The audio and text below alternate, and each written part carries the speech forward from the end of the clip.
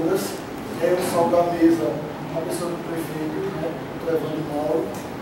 Dizer que é uma satisfação, né, da 4ª Regional estar minha secretária aqui, e a Elizabeth, que tive o privilégio também de conhecer nas dependências do Centro de Pesquisa Geo Magalhães, que também fiz parte, fui aluno daquela instituição, e também do curso de gestão, né, onde a gente fez parte. Dizer que assim, é um privilégio, dizer a Elizabeth que a GERES, né, vai estar sempre aberta, né, para qualquer dúvida, qualquer esclarecimento, qualquer apoio que se fizer necessário com relação aos indicadores de saúde e à saúde de Pesqueira.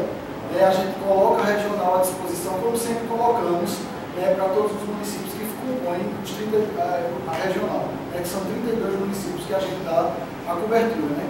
Dizer que Pesqueira é um município também que vem se destacando com uma equipe que acompanha a saúde. A gente acompanha os indicadores, os indicadores tanto do PQAVS, que é o Programa de Qualificação das Ações de Vigilância em Saúde, como no PFAP, que é o Programa de Fortalecimento da Atenção Primária, que são indicadores e programas que são acompanhados pelo governador, do Estado, e dizer que realmente a gente sente que Pesqueira dá resultado, Pesqueira mostra para a gente, e que está oferecendo, está podendo mostrar à população uma saúde melhor.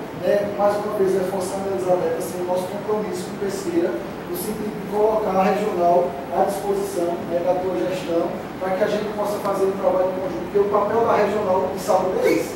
É um papel em que a gente monitora e a gente acompanha e auxilia os municípios nos indicadores de saúde, para que realmente os princípios do SUS façam valer a pena. A universalidade, a igualdade, que é isso que norteia e que faz a gente sanitarista correr atrás de um SUS melhor para que a população seja bem assistida.